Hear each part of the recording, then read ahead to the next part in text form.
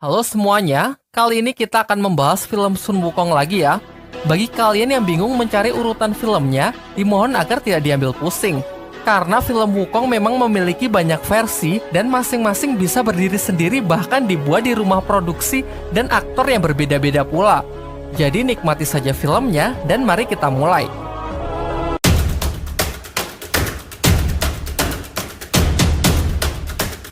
Ratusan tahun silam setelah alam semesta terbentuk, Kerajaan Langit memiliki tugas untuk menjaga keseimbangan antara ketiga dunia, yaitu dunia dewa, dunia manusia, dan dunia siluman. Tetapi bangsa siluman yang ingin menguasai ketiganya melakukan pemberontakan dengan menyerang Kerajaan Langit, dunia dari para dewa. Tak bisa diremehkan, dengan jumlah yang sangat banyak mereka terus menggempur seluruh kayangan.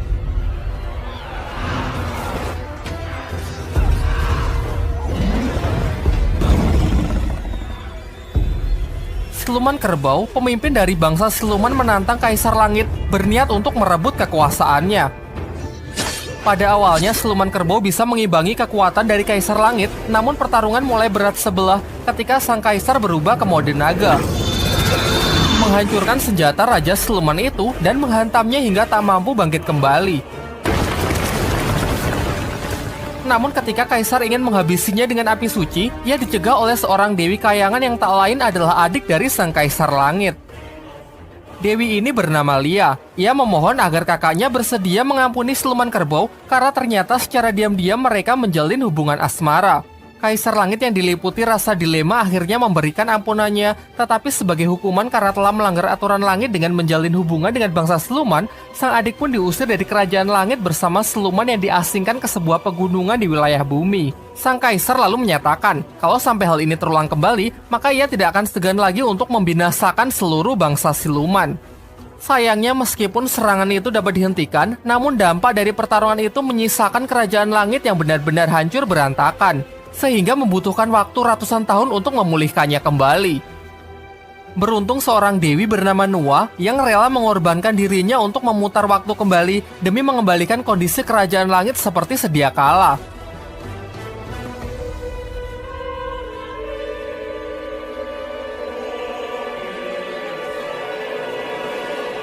Dengan sisa kekuatannya, ia juga membangun sebuah penghalang yang mustahil ditembus oleh serangan bangsa siluman. Sedangkan sisa pecahan dari tubuhnya menjelma menjadi sebuah kristal yang terlempar ke sebuah gunung yang bernama Gunung Wakwo. Ternyata kekuatan Nuwa melahirkan individu baru yang tumbuh di dalam kristal itu. Singkat cerita, beberapa tahun pun telah berlalu. Terlihat seekor rubah yang mendekati kristal tersebut yang di dalamnya terdapat sosok seekor kera kecil. Namun tiba-tiba sebuah awan hitam menerjangnya dan membawa pergi rubah putih itu. Di tempat lain, seorang dewa bernama Guru Bodhi didatangi oleh Dewi Kuan Im. Di sini Dewi Kuan Im mengatakan mengenai sosok siluman kuat yang akan segera terlahir dari pecahan kristal Nuwa.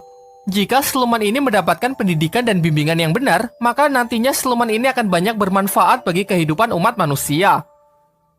Lompat ke beberapa tahun setelahnya, pecahan kristal Nuwa yang cukup menyerap energi alam pun hancur yang melahirkan sesosok siluman kera yang sangat cerdas. Ia pun mulai beranjak dewasa dan menjadi raja bagi bangsa kera di Gunung Wakwo. Suatu ketika, siluman kera sedang memetik buah-buahan di atas sebuah pohon. Ia melihat kupu-kupu cantik yang menarik perhatiannya. Ia lantas bermaksud menangkap kupu-kupu itu, sayangnya kupu-kupu malang itu harus mati di genggamannya. Tak lama setelah itu, Guru Bodhi datang ke tempatnya atas arahan dari Dewi Kuan Im. Melihat si kera itu yang bersedih karena kupu-kupunya telah mati, ia lalu menggunakan sihirnya yang mampu membuat kupu-kupu itu hidup kembali. Hal ini membuat si kera sangat terkesan dan memohon agar diajari bagaimana cara melakukannya. Guru Bodhi pun bersedia mengangkatnya sebagai murid dan mengajak sang kera ke tempatnya. Ternyata Guru Bodhi memiliki sebuah perguruan bela diri bagi keturunan para dewa. Terlihat di sana juga terdapat banyak muridnya yang tengah berlatih. Mengetahui murid barunya itu belum memiliki nama, ia pun memberinya nama Sun Wukong. Wukong pun merasa sangat senang dan berjanji akan giat berlatih. Di waktu yang bersamaan, setelah bertahun-tahun, ternyata Siluman Kerbau masih menyimpan dendam kepada Kerajaan Langit dan masih berencana untuk melakukan serangan kembali. Melalui catatan ramalan yang ditinggalkan leluhur bangsa siluman, tercatat bahwa terdapat 3 kejadian besar dalam waktu dekat yang memberikannya peluang untuk menguasai kerajaan langit. Yang pertama, Istana Naga Laut Timur akan runtuh yang memicu tsunami yang sangat dahsyat. Yang kedua, gerbang kerajaan langit akan terbuka. Dan yang ketiga, pecahan kristal Noah akan melahirkan siluman yang sangat kuat. Berdasarkan ramalan inilah, ia ingin memanfaatkan siluman itu untuk menghancurkan gerbang kerajaan langit. Tidak hanya itu, ia juga ingin bekerja sama dengan orang dalam kerajaan langit yang bernama Yang Qian. Kita kembali ke tempat Wukong. Di sana seorang murid merendahkannya dengan mengatakan bahwa tidak sepantasnya kaum dari siluman berlatih di tempat ini. Wukong yang merasa jengkel pun menantangnya untuk bertarung. Dan ternyata pria ini hanyalah tong kosong nyaring bunyinya. Wukong yang telah menguasai 72 sihir mengubah wujud dengan mudah bisa mengalahkannya. Tak lama setelah itu guru Bodhi pun datang dan segera menghentikan perkelahian mereka. Sang guru lalu menceramahinya dengan mengatakan bahwa mereka harus belajar mengendalikan emosinya dan lebih bijak dalam menggunakan kekuatan yang sudah diajarkan. Kemudian ia mengajak Wukong untuk pergi ke suatu tempat. Namun di tengah perjalanan, Wukong memasuki sebuah dimensi yang sangat mengerikan. Beruntung itu semua hanyalah mimpi. Tetapi guru Bodhi lalu menjelaskan bahwa itu bukanlah mimpi biasa. Karena itu bisa menjadi ramalan mengenai masa depan yang akan dihadapi oleh Wukong. Tersambar petir, terbakar api, bahkan diterjang oleh tornado. Jika ia berhasil melewati semua itu, nantinya ia akan memiliki ilmu awet muda yang membuatnya bisa hidup abadi. Namun bagi Wukong, hidup abadi saja masih belum cukup. Wukong yang mengkhawatirkan kehidupan bangsa kera meminta sang guru agar mengajarinya ilmu untuk menghidupkan orang mati. Tetapi sang guru mengatakan bahwa itu bukanlah ilmu yang bisa dipelajari. Wukong harus percaya dengan dirinya sendiri dan memahami mengenai arti kehidupan dan kematian yang sebenarnya. Setelah mendengar semua itu, nampaknya Wukong mulai bisa mengerti. Sang guru juga mengatakan bahwa semua ilmu telah ia ajarkan dan meminta Wukong agar kembali ke Gunung Huakwo. Di sisi lain, siluman kerbau mulai menjalankan rencananya dan datang menemui Yang Qian untuk membuat kesepakatan agar Jian membantunya dalam menaklukkan kerajaan langit. Dan sebagai imbalan, ia akan memberikan jabatan tertinggi kepadanya di kerajaan langit. Yang Qian yang dipenuhi sifat serakah pun menyetujui kesepakatan itu. Di Gunung Huakwo, terlihat para kera yang panik karena dikejar-kejar oleh sesosok siluman batu. Beruntung Wukong datang tepat waktu dan berhasil menghancurkan siluman pengganggu itu. Para kera pun sangat senang melihat rajanya telah kembali dan berjanji akan setia melindungi mereka. Tetapi tetap saja ada yang mengganjal, karena jika Wukong sedang tidak ada, maka siluman-siluman jahat itu akan kembali menyerang mereka, sehingga untuk mengatasi hal itu mereka membutuhkan senjata. Salah seekor kera lalu mengusulkan bahwa menurut kabar yang beredar, terdapat banyak benda pusaka yang bisa dijadikan senjata di Istana Naga.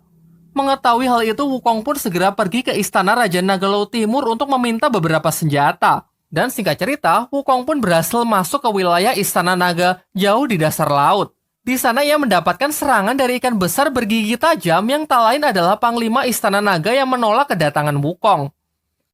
Jelas Wukong pun dapat mengatasinya dengan sangat mudah. Ia lalu menerobos istana dan mencoba bicara kepada Raja Naga dengan mengatakan tujuannya yang hanya ingin meminta beberapa senjata untuk para rakyat keranya. Awalnya sang raja menolak sampai Wukong menggunakan cara kekerasan dengan mengalahkan satu persatu penjaga di sana. Karena tidak ingin korban jatuh lebih banyak, Raja Naga pun menyerahkan semua senjata agar Wukong segera pergi. Di sana juga ada pakaian tempur berlapis emas yang juga Wukong ambil. Namun saat ingin pulang, ia melihat jarum raksasa yang sangat menarik perhatiannya. Raja Naga pun menjelaskan bahwa benda itu adalah pilar penopang langit yang berguna menjaga perairan agar tetap stabil. Selama berabad-abad, tidak ada satupun dewa yang mampu mengangkatnya. Wukong yang justru merasa tertantang mendekati jarum itu dan mencabutnya secara paksa. Di luar dugaan ternyata ia mampu mengambilnya dan merubah wujudnya menjadi sangat kecil lalu segera pergi begitu saja. Sontak setelah jarum itu dicabut, terjadilah bencana yang menghancurkan Istana Naga. Air pun melonjak dan mengakibatkan tsunami raksasa. Di tempat lain terlihat seorang wanita berpakaian putih bernama Ririn yang tak lain adalah jelmaan dari siluman rubah. Ia bersama teman-temannya tengah melakukan perjalanan untuk mencari keberadaan Gunung Huakwo, tempat dari bangsa kera. Namun sesampainya di sana, ia tidak mendapatkan sambutan baik dan malah diserang oleh bangsa kera menggunakan berbagai senjata yang didapat dari Istana Naga. Tak lama setelah itu Wukong pun datang. Ririn menjelaskan bahwa selama ini ia memang mencari Wukong. Ia lalu memperkenalkan diri kalau ialah rubah kecil yang dulu berkenalan dengan Wukong saat ia masih berada di dalam kristal Nuwa. Singkatnya, Wukong pun mengingat hal itu yang membuatnya sangat senang bertemu dengan sahabat lamanya. Lantas ia lalu mengajak Ririn terbang untuk berkeliling melihat keindahan Gunung Huakuo. Sementara itu di Kerajaan Langit, Raja Naga Laut Timur melaporkan bahwa sesosok siluman kera telah menyerang wilayahnya, menghancurkan istana naga dan mencuri pilar penopang langit. Menanggapi laporan itu, Yang Qian selaku Jenderal Kayangan memerintahkan Nacha untuk meringkus siluman kera yang dimaksud. Kembali ke Gunung Huakuo, Wukong mengajak Ririn untuk menikmati keindahan Gunung Huakuo di atas sebuah tebing. Mereka mengobrol ria sampai muncullah matahari terbit yang membuat suasana semakin romantis. Tetapi setelah diamati lebih jelas, ternyata itu bukanlah matahari, melainkan sebuah bola api panas yang siap menghantam mereka. Dan benar saja, itu adalah serangan dari Nacha atas perintah langit untuk menangkap Sun Wukong, sehingga terjadilah duel udara antara mereka.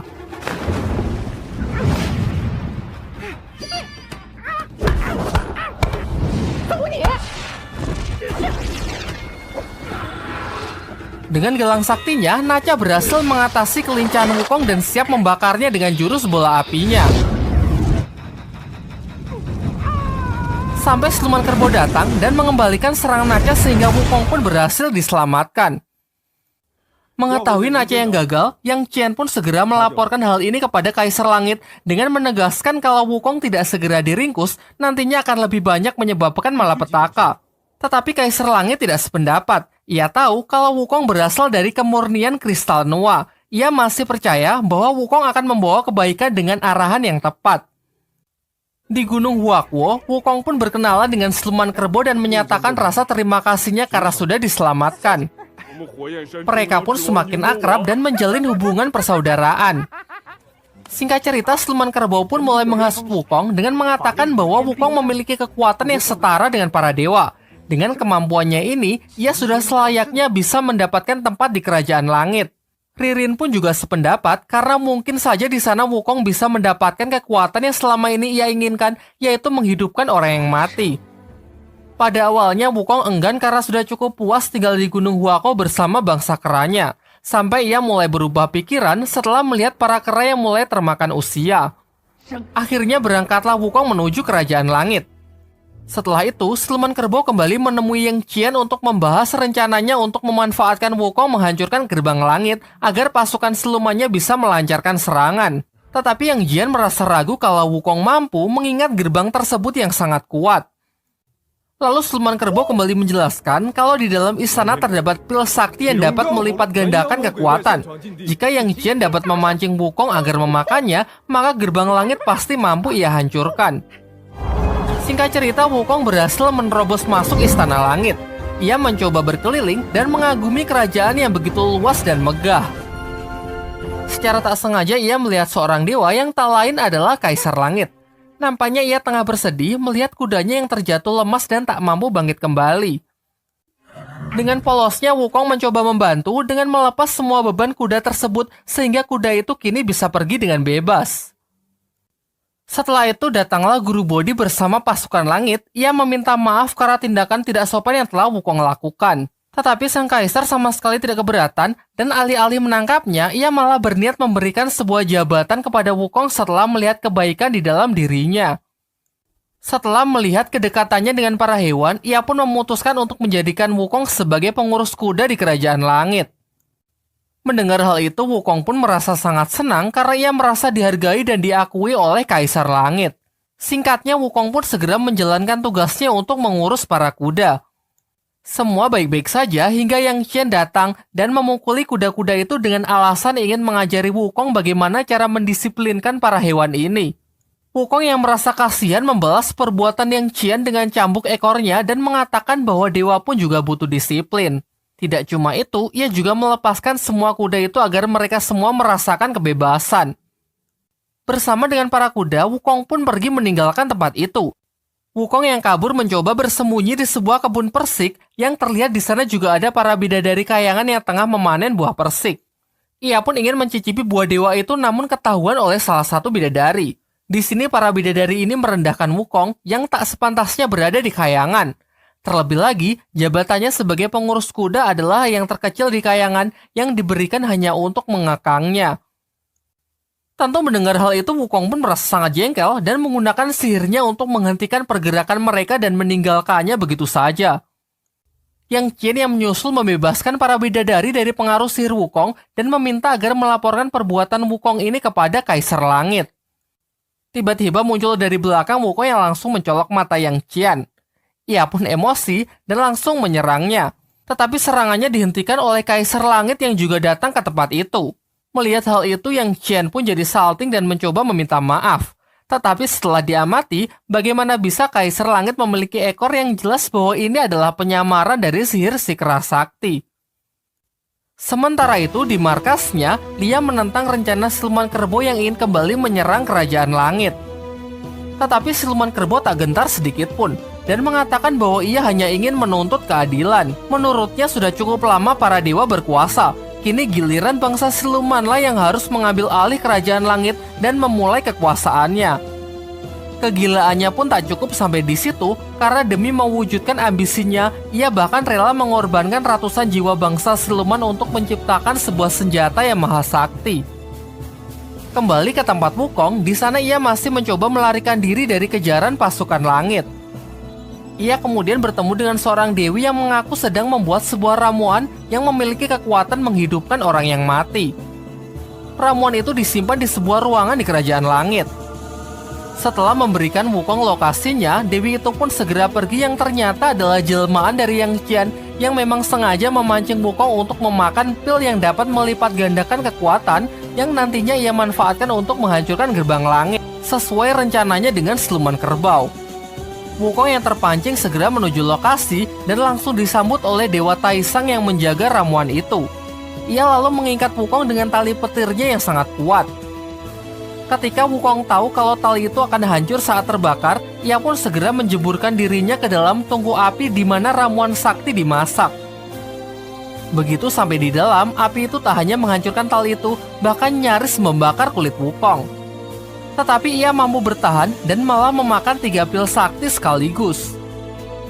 Dengan kekuatan yang membara, Wukong pun keluar dan menghajar Yang Qian dengan membabi buta.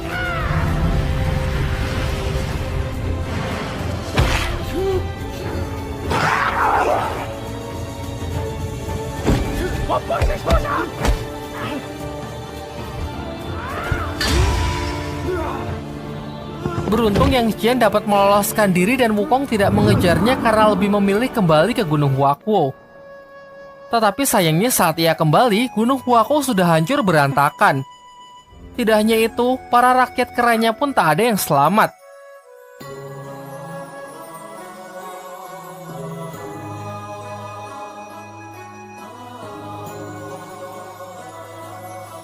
Di sana Ririn si siluman rubah pun juga ditemukan sudah kaku tak bernyawa. Dengan kesedihan yang mendalam, Wukong pun berusaha mengerahkan seluruh kekuatannya untuk mencoba menghidupkan mereka kembali. Namun sia-sia karena pil yang ia makan hanyalah pil penambah kekuatan. Sampai akhirnya ia yang telah dilanda putus asa menguburkan mereka yang telah tiada di bawah tanah Gunung Huakuo. Tak lama setelah itu siluman kerbau datang menghampirinya dan menyatakan turut berduka cita. Ia lalu menunjukkan semacam rekaman CCTV yang memperlihatkan bahwa serangan ini dilakukan oleh para pasukan kerajaan langit. Tentu tanpa pikir panjang, dengan penuh emosi Wukong pun langsung melesat menerobos kerajaan langit untuk membalaskan dendamnya. Meskipun ia dihadang oleh pasukan dewa, mudah baginya menghancurkan gerbang langit dengan kekuatan yang ia miliki sekarang.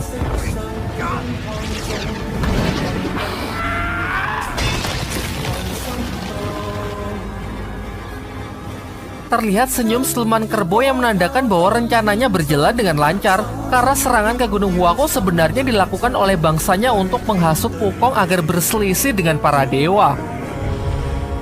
Kaisar Langit yang merasa Wukong sudah tidak bisa dikendalikan, turun tangan dan mengeluarkan naganya yang ia rubah menjadi sebuah pedang untuk mempertahankan kerajaan langit.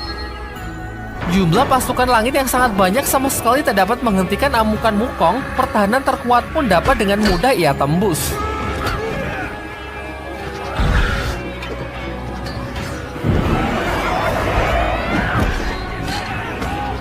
Jelas dampak dari amukannya itulah yang membuat kerajaan langit hancur berantakan. Siluman kerbau yang sudah menantikan hal ini segera mengangkat senjatanya dan bergegas menyerang kerajaan langit. Dengan jurus bayangan kegelapan, ia pun melumpuhkan ratusan pasukan langit dengan sangat mudah. Ia juga membunuh guru Bodi yang berusaha menghentikannya.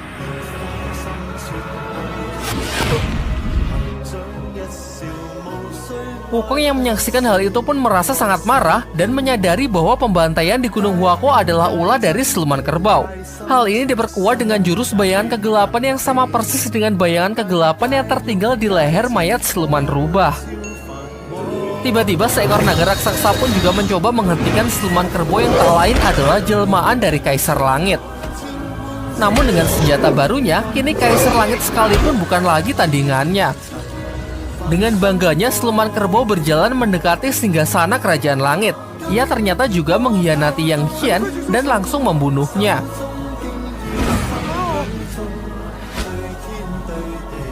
Di tengah kegembiraannya karena merasa telah menang, Wukong pun kemudian muncul dan langsung menghancurkan singgasana itu. Hingga terjadilah duel udara antara si keras sakti melawan sang raja siluman yang berjalan sangat sengit. Sayangnya Wukong sempat kewalahan dan terkena pukulan tepat di kepalanya. Tetapi kemudian ia memasuki alam bawah sadarnya dan bertemu dengan Dewi Kuan Im yang memberinya pencerahan mengenai arti dari kehidupan dan kematian. Beliau juga menjelaskan bahwa apa gunanya hidup abadi jika kita hanya membuat kerusakan dan menciptakan kesengsaraan. Seketika Wukong pun mulai memahami hal itu dan kembali dapat menguasai dirinya.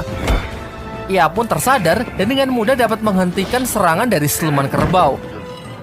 Kini dengan perasaan yang lebih tenang, Wukong pun terlihat lebih unggul dari siluman kerbau. Siluman kerbau yang emosi segera meningkatkan kekuatannya dan berubah ke mode iblisnya. Tak ingin kalah, Wukong pun juga mengubah dirinya ke bentuk kera raksasanya. Tetapi tetap saja Wukonglah yang dapat menguasai pertarungan. Ia bahkan mampu menghancurkan senjata dari siluman kerbau dan mematahkan salah satu tanduknya lalu melemparnya ke bumi. Dengan kemenangan Wukong, kini akhirnya kerajaan langit pun bisa diselamatkan.